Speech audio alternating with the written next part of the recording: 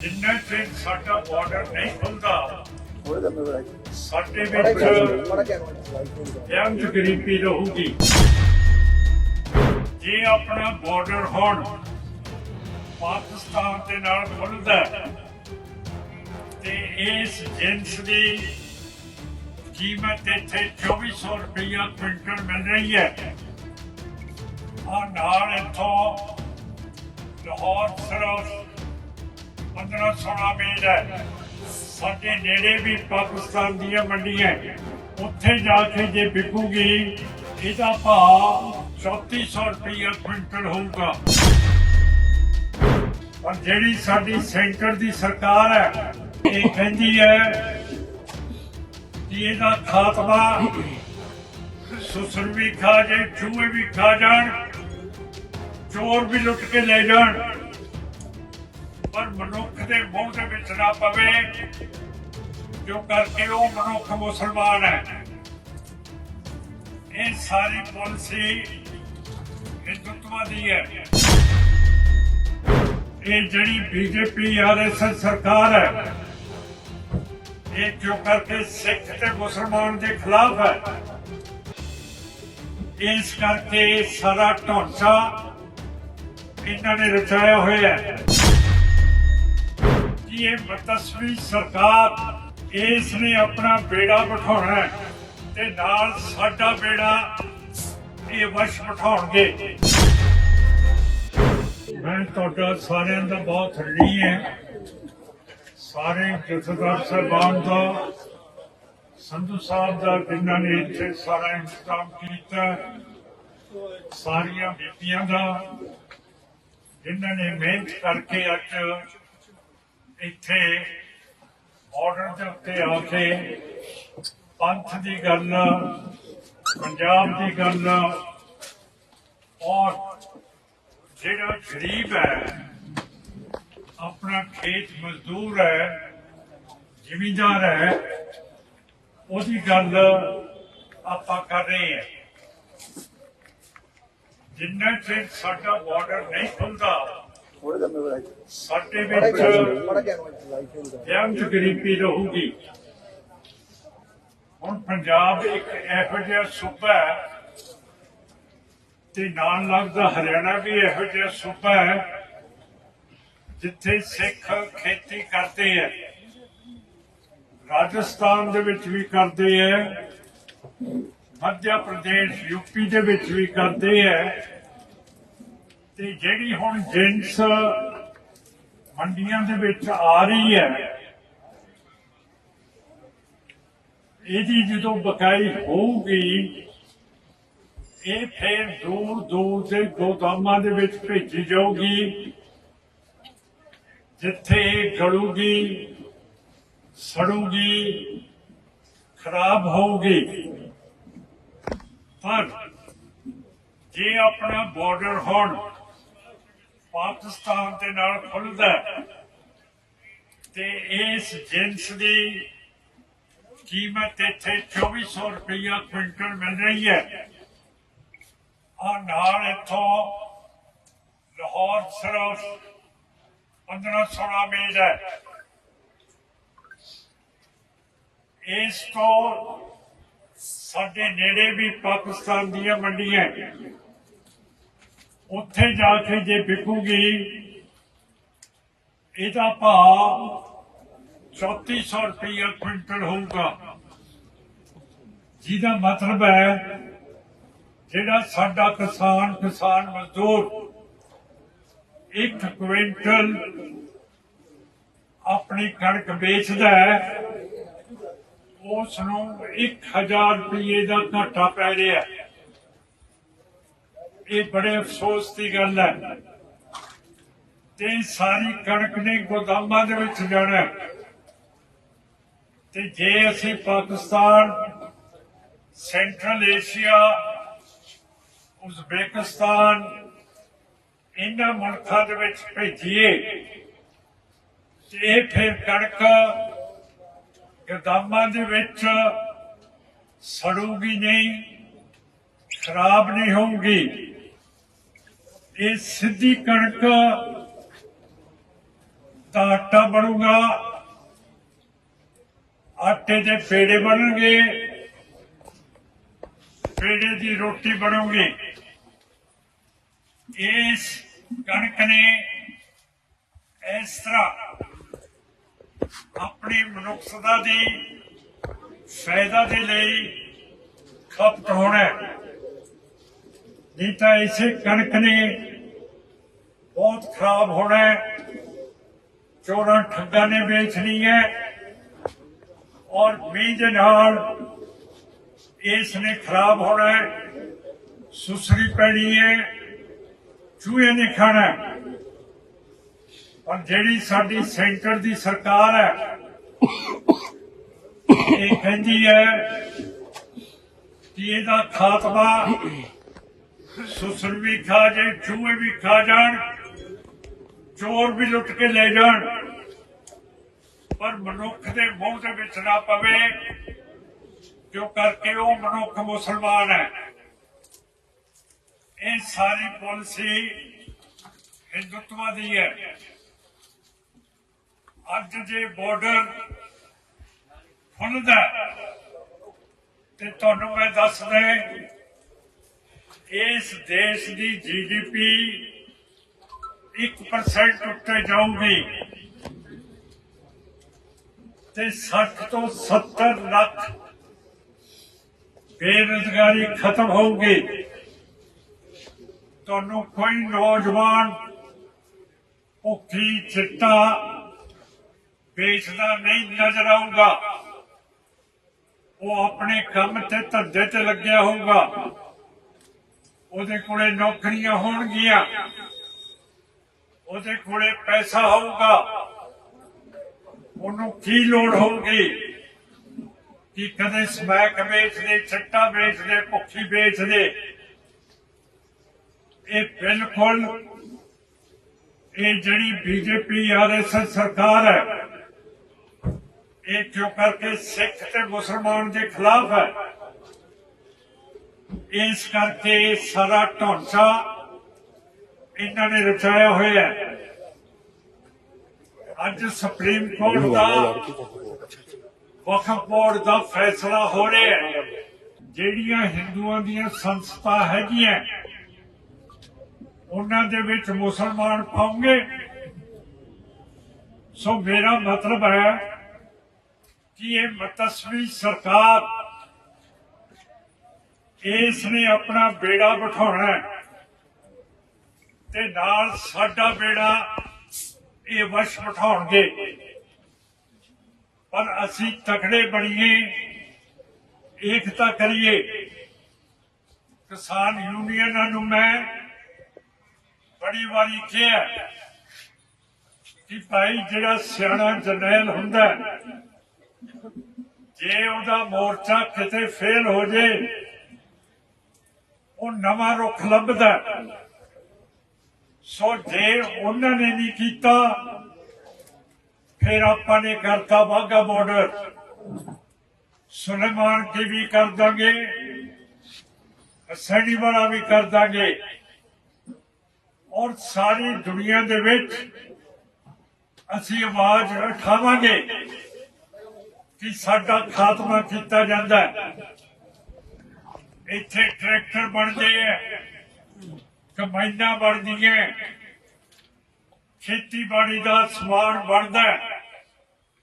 ਪਰ ਪਹਿਲਾਂ ਦਿੱਲੀ ਜਾਂਦਾ, ਫਿਰ ਅਹਿਮਦਾਬਾਦ ਜਾਂਦਾ, ਫਿਰ ਕਰਾਚੀ ਆਉਂਦਾ, ਫਿਰ ਜਿੱਥੇ ਆਪਾਂ ਖੜੇ ਹਾਂ ਇੱਥੋਂ 8-9 ਮੀਲ ਬਾਰਡਰ ਤੇ ਇੱਥੇ ਹੀ ਆ ਜਾਂਦਾ।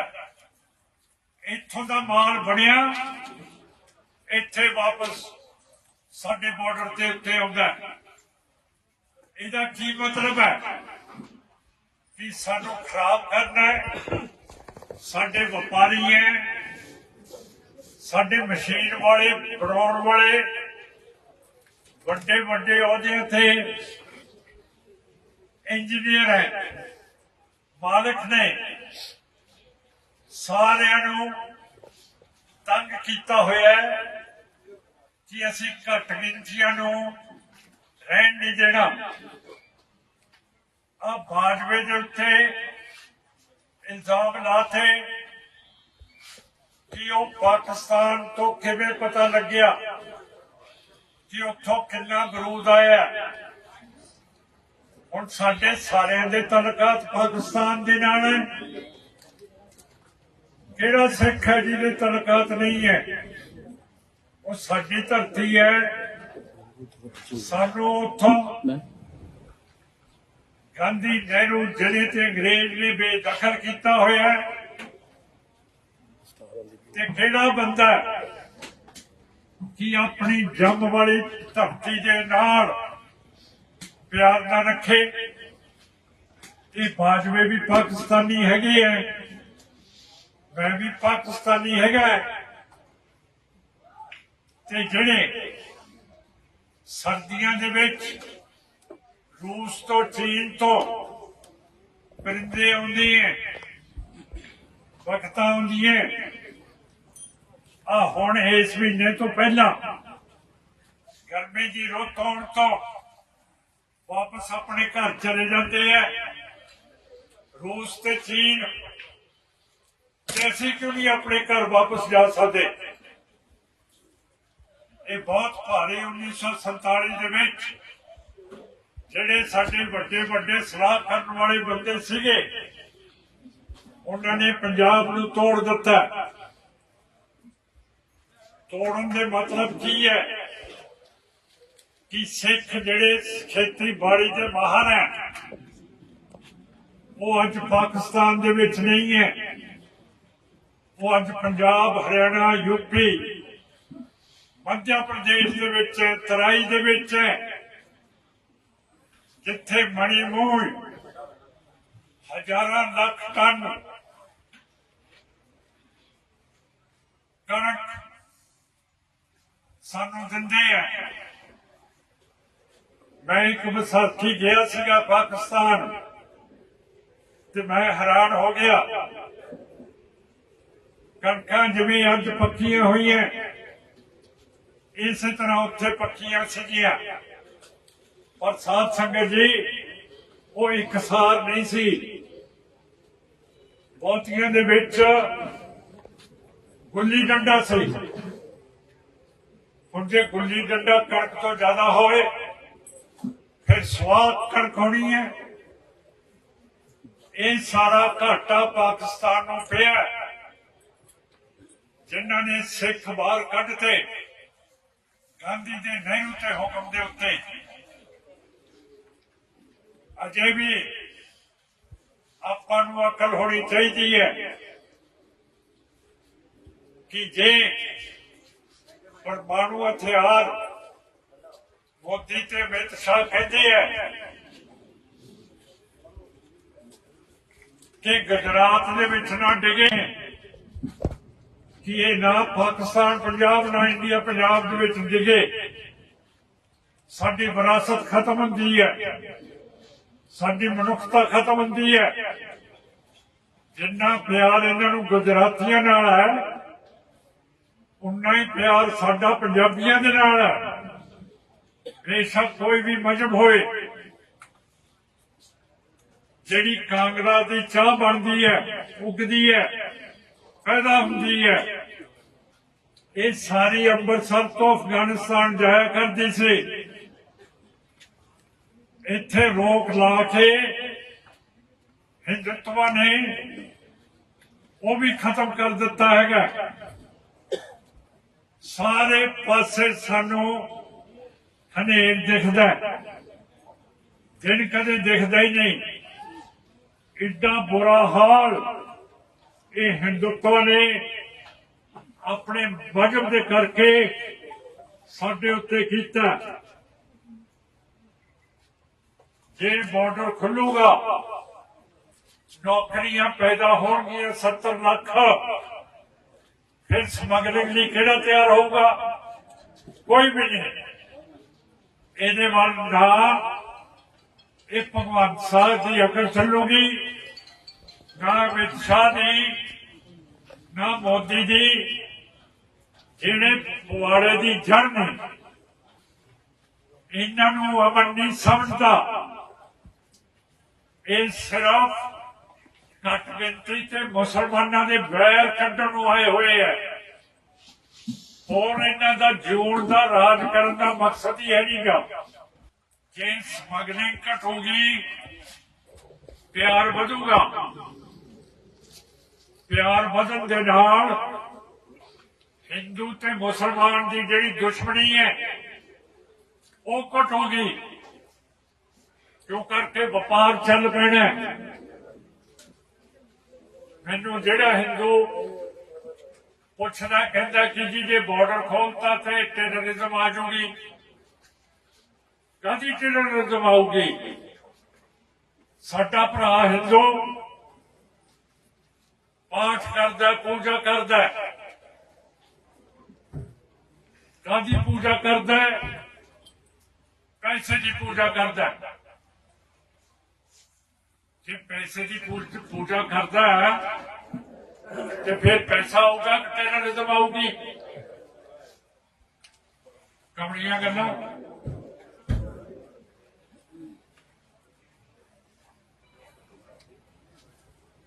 ਨੌਜਵਾਨਾਂ ਦੇ ਲਈ, ਵਪਾਰ ਕਰਨ ਦੇ ਲਈ, ਟਰੱਕਾਂ ਦੀ ਡਰਾਈਵਰੀ ਕਰਨ ਦੇ ਲਈ ਬਹੁਤ ਕੁਝ ਸਾਨੂੰ ਮਿਲੂਗਾ। ਫਿਰ ਸੱਭਿਆਚਾਰਕ ਤੌਰ ਦੇ ਉੱਤੇ ਮੇਲੇ ਲੱਗਿਆ ਕਰਨਗੇ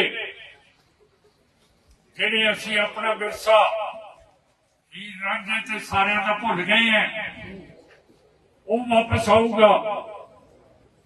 ਸਾਡੇ ਬੱਚੇ ਪਾਕਿਸਤਾਨ ਲਾਹੌਰ ਦੀ ਯੂਨੀਵਰਸਿਟੀ ਦੇ ਵਿੱਚ ਪੜ੍ਹਨ ਜਾਣਗੇ, ਉਹਨਾਂ ਦੇ ਇੱਧਰ ਆਉਣਗੇ, ਪਿਆਰ ਵਧੂਗਾ। ਫਿਰ ਸਾਡੇ ਗੁਰਦੁਆਰਾ ਸਾਹਿਬ ਹੈ, ਰੋਜ਼ ਨਿਤ ਅਰਦਾਸ ਕਰਦੇ हैं ਜਿਹੜੇ ਗੁਰਦੁਆਰੇ ਪਾਕਿਸਤਾਨ ਦੇ ਵਿੱਚ ਰਹਿ ਗਏ ਉਹਨਾਂ ਦੇ ਦਰਸ਼ਨ ਦੀਦਾਰ ਹੋਣ। ਜੇ ਦਰਸ਼ਨ ਹੋਣਗੇ, ਗੁਰੂ ਸਾਹਿਬ ਪਿਆਰ ਵਧਾਉਂਦੇ ਹੈ, नफरत ਨੂੰ नहीं ਵਧਾਉਂਦੇ। जिन प्रेम किया तिन ही प्रेम प्रभ पाए। 10वें पातशाह का हुक्म है। ਅਸੀਂ ਅੱਜ ਇੱਥੇ ਪ੍ਰੇਮ ਵਧਾਉਣ ਨੂੰ ਆਏ ਹੋਏ ਹਾਂ।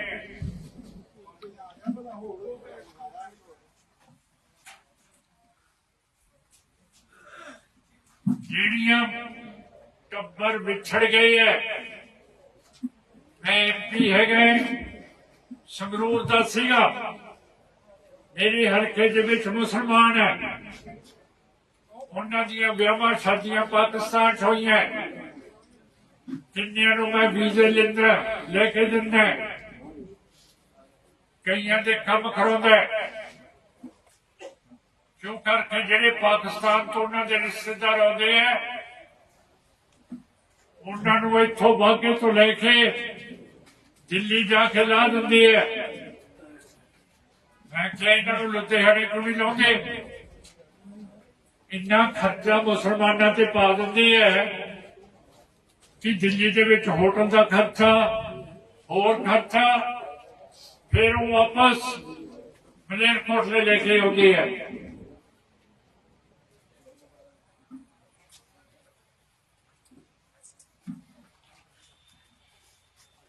ਮਿਲਟਰੀ ਦਾ ਖਰਚਾ ਘਟੂਗਾ।